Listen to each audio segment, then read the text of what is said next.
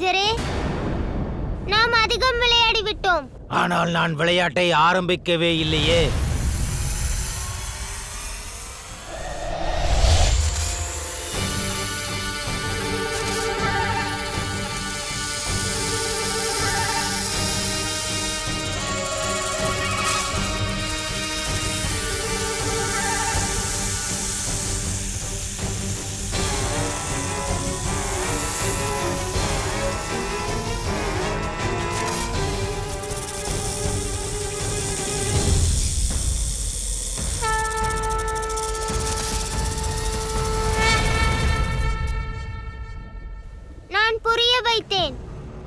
ஆனால் நீங்கள் தான் புரிந்து கொள்ளவில்லை. இப்பொழுது என்னுடைய தாக்குதலை சமாளிக்க தயாராக இருங்கள்.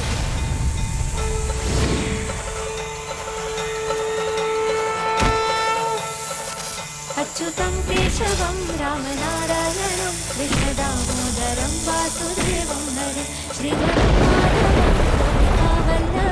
ஜானகி நாயகம் ராமச்சந்திரம் பஜே.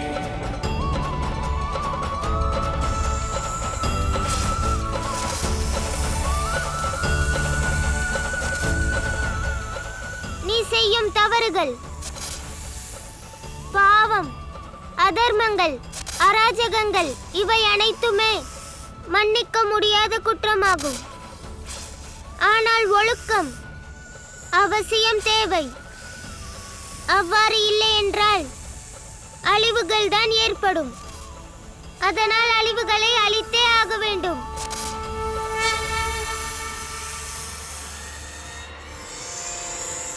கருணாகமே, அனைவரையும் நீ அதிகமாக பயமுறுத்தி விட்டாய். இப்பொழுது உன் தவறுக்கு தண்டனையை அனுபவிப்பாய். அதற்கு பிறகுதான் யாரும் உன்னை நினைத்து பயப்பட மாட்டார்கள். யமுனை அனைவருக்கும் சொந்தம், உனக்கு மட்டும் சொந்தமல்ல.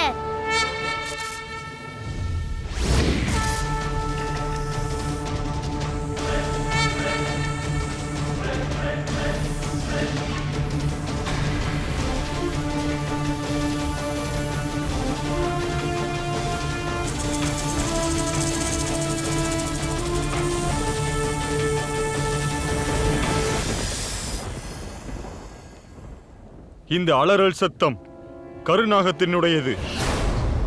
கிருஷ்ணனை கண்டு கோபம் அடைந்து கத்துக்கிறனா என்ன? அவன் கிருஷ்ணனை ஏதாவது செய்து விட்டால்? கிருஷ்ணனுக்கு எதுவும் ஆகாது. அவன் வருவான். அவன் நிச்சயமாக வருவான். கிருஷ்ணா, வந்துவிடு. அங்கிருந்து வந்துவிடு. உன் தாய் உன்னை அழைக்கிறாள். கிருஷ்ணா, வந்துவிடு, வந்துவிடு கிருஷ்ணா. தாயே, இதோ வந்துவிட்டேன். நான் உடனே வருகின்றேன் தாயே. கிருஷ்ணா, என் கிருஷ்ணன் குரல் இது.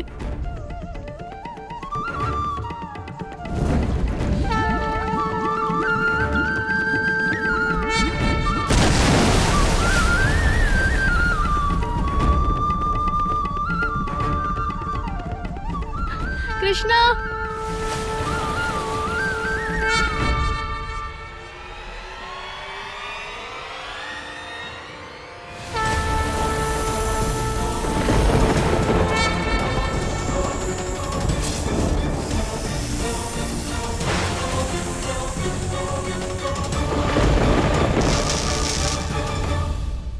கருநாகத்தின் லீலைகளால் ஒரு விஷயம் தெளிவாகிறது. மனிதர்களுடைய மனதில் அகங்காரம் என்னும் எண்ணம் அவனை விஷநாகமாகவே மாற்றிவிடுகிறது. அது அவன் புத்தியை, மனதை பேதலிக்கச் செய்கிறது. அதனால் அகங்காரம் என்னும் கருநாகத்தை விவேகத்தோடும் புத்திசாலித்தனத்தோடும் அணுக வேண்டும். அப்பொழுதுதான் மனதின் அழுக்கு நீங்கி சுகம் கிடைக்க ஆரம்பிக்கும். உலகத்திலும் சந்தோஷம் நிலைத்திருக்கும்.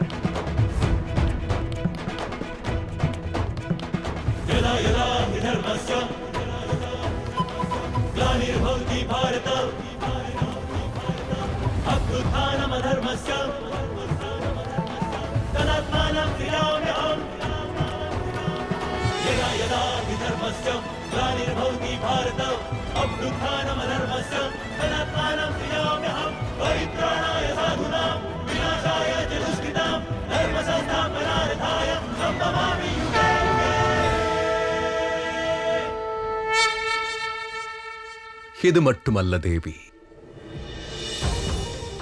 இந்த லீலையில் ஆழமான அர்த்தங்களும் மறைந்துள்ளது. கிருஷ்ணன் அவனை முழுமையாக அழிக்கவில்லை, அவன் மனதிலிருந்த கெட்ட எண்ணங்களை அழித்து விட்டான்.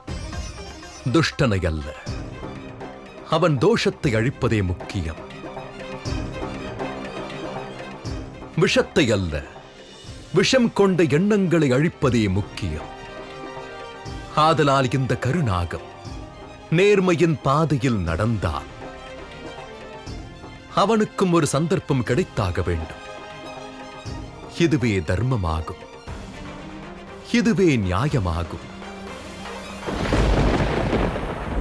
நீங்கள் எல்லாரும் என்ன செய்கிறீர்கள் என்று உங்களுக்கு தெரியுமா? அதர்மத்தை பூஜிப்பது மிகப்பெரிய அதர்மமாகும். இந்த பாவி இருக்கிறானே, இவன் ஒரு அதர்மி நாகம். இவனுக்கு எதற்காக பூஜை ஆராதனை செய்கிறீர்கள்? பெரிய வார்த்தைகள் எல்லாம் கூறாதே கிருஷ்ணா, அங்கிருந்து கீழே இறங்கி வா. கிருஷ்ணா, தயவு கூர்ந்து கீழே இறங்கு. அண்ணா கேளு, கீழே இறங்கு கிருஷ்ணா. அங்கிருந்து கீழே இறங்கி வா. இதோ தாயே வருகிறேன்.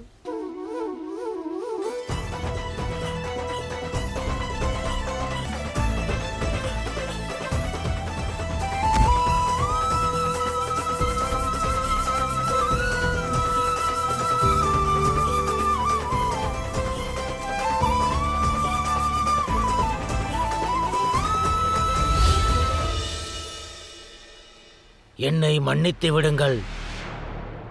நான் அகங்காரத்தில் என்னையே மறந்து போயிருந்தேன். இன்று என் அகங்காரத்தை அழித்து இந்த சின்னஞ்சிறு மழலை பாலகன் என்னுடைய அடையாளத்தை காட்டிவிட்டான்.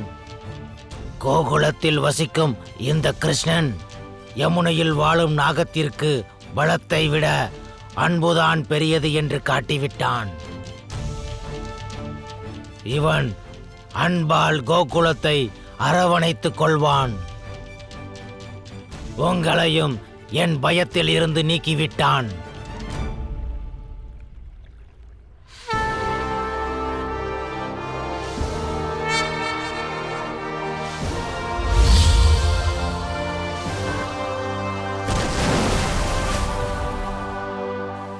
ஆனால் நாராயணா, இப்பொழுது கிருஷ்ணன் நிலை என்ன? அவன் அம்மாவோ எல்லாவற்றையும் பார்த்து விட்டார்கள். அப்படியென்றால் அவன் அம்மா கிருஷ்ணனுக்கு இன்னொரு சந்தர்ப்பம் தருவாளா? இல்லை, இம்முறையும் தாய்மையின் தண்டனையை அனுபவிக்க வேண்டுமா?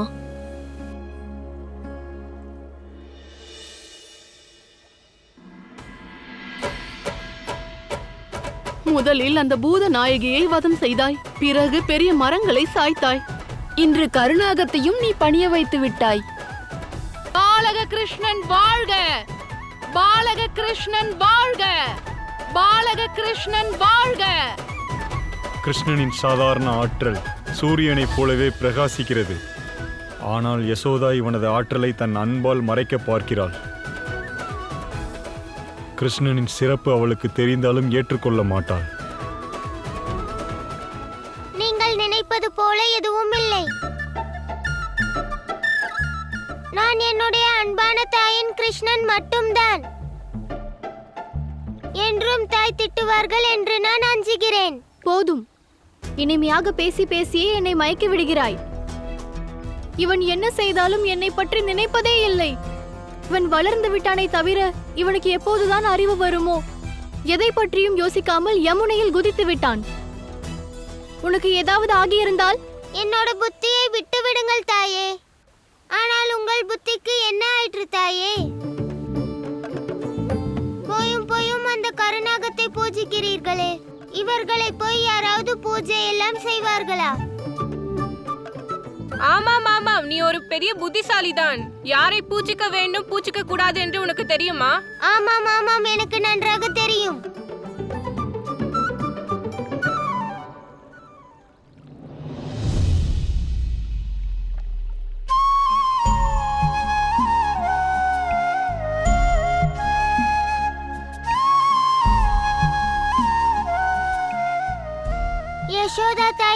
நிற்கும் பொழுது அந்த நேரத்தில் வேறு யாரையும் பூஜிக்கவே கூடாது. என்ன குறும்புக்காரா, ஏதாவது பேசுகிறாய்?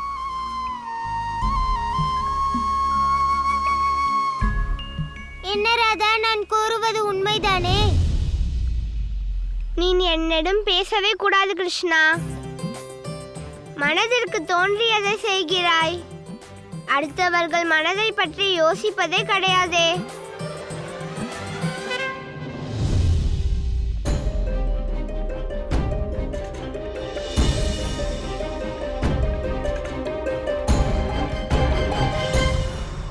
நில் கிருஷ்ணா, என் பேச்சை கேளே.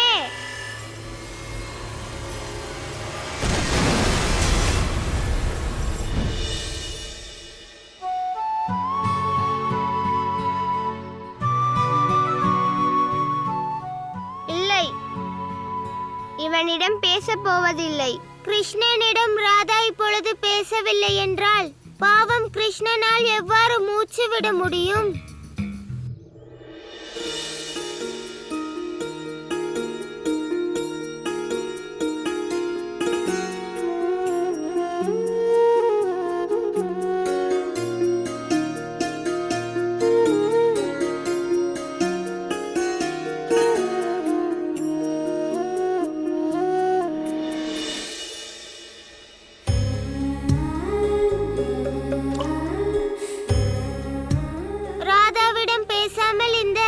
கிருஷ்ணன் எவ்வளவு நேரம் இருந்து விடுவான்?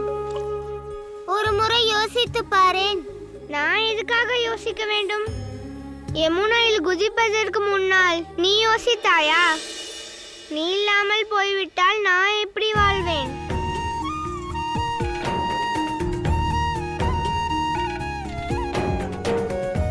இந்த விஷயங்களை எல்லாம் நீ என்னிடம் 100 முறை சொல்லிவிட்டாய். இப்பொழுது கிருஷ்ணன் இங்கு இருக்கும் பொழுது யாராவது ராதாவை ஏதாவது சொல்லிவிட்டால் நான் அமைதியாக இருந்து விடுவேனா? மாட்டேன். அதனால் தான் கோபம் அடைந்தேன். ஆனால் போவதற்கு முன்னால் என்னை பற்றி கொஞ்சமாவது யோசித்தாயா? இருக்கட்டும், நீ பேசிக்கொண்டே இரு. ஆனால் நான் உன்னோடு பேச போவதில்லை.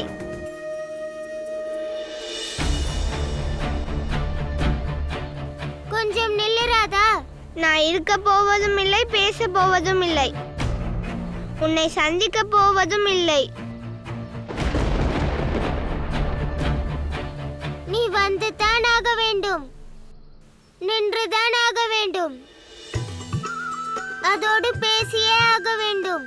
இந்த கிருஷ்ணனிடம் ராதா திரும்ப வந்துதான் ஆக வேண்டும்.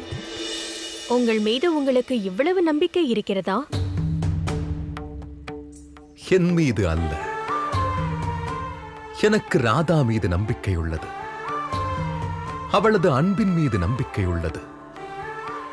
இந்த விசுவாசம் மட்டும்தான் ஒவ்வொரு உறவுக்குமான ரசனையை அளிக்கிறது, அதற்கு சுவையூட்டுகிறது, அதை சிறப்பித்தும் காட்டுகிறது.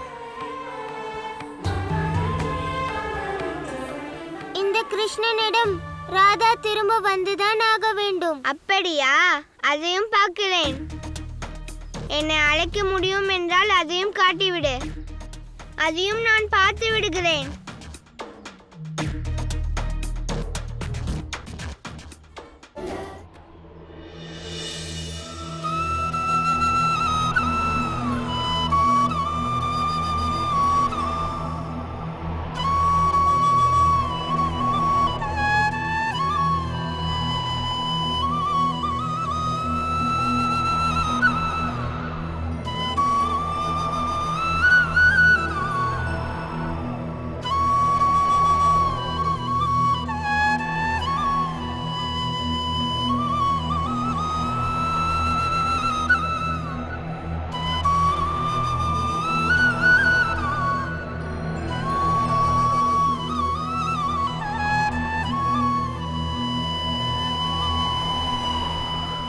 இது என் புல்லாங்குழல் இசை அல்ல, இது நான் உன்னை அழைக்கும் குரல் ராதா. இந்த அழைப்பானது நீ இங்கு வரும் வரையில் நிற்கப் போவதில்லை. இன்று இந்த புல்லாங்குழல் இசை நிற்கப் போவதே கிடையாது.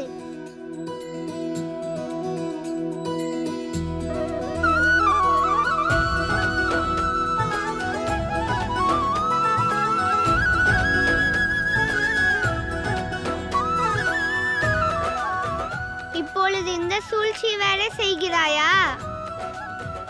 ஆனாலும் நான் வரப்போவதில்லை. நீ புல்லாங்குழல் வாசித்துக் கொண்டே இரு. எப்பொழுதுமே நீ நினைப்பது நடக்காது கிருஷ்ணா.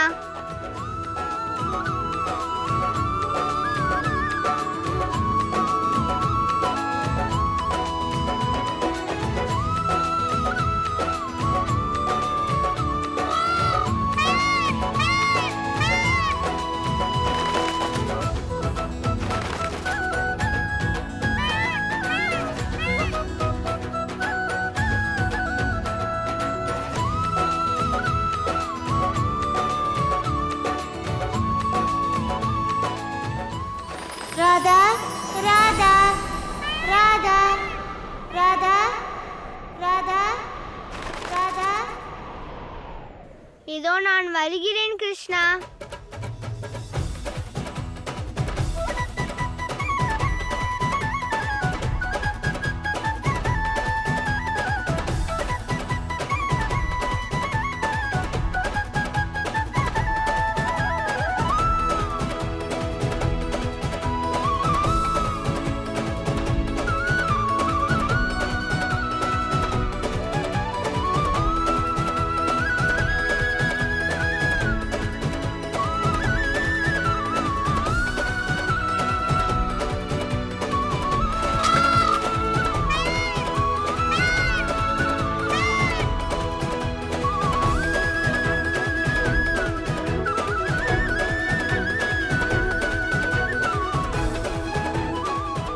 நீ ஜெயிச்சாய், நான் தோற்று விட்டேன் கிருஷ்ணா.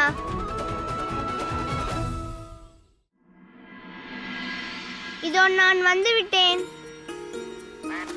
நீ என்னிடம் வருவதற்காக தான் இந்த புல்லாங்குழலை வாசித்தேன்.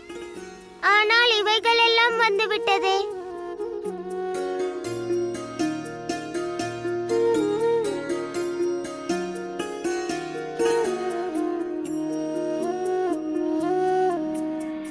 ராதா கொடுத்த இந்த பரிசு என்றென்றும் நிரந்தரமாக கிருஷ்ணனின் தலையில் இது இருக்கும். நான் இதை என்றென்றும் அணிந்து கொள்வேன் ராதா. அப்பொழுதுதான் நீயும் இதை நினைத்துக் கொள்ளுவாய். நீ பிடிவாதம் பிடித்து தோற்று போனியே, அதற்கான அடையாளம்.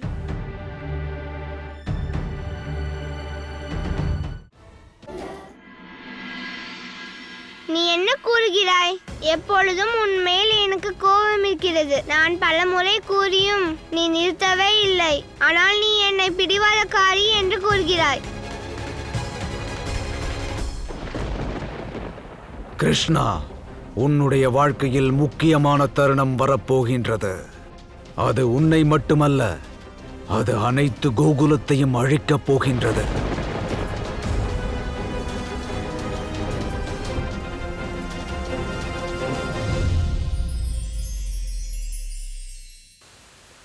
பரோபகாரம் செய்யுங்கள் என்று தர்மம் சொல்லுகிறது.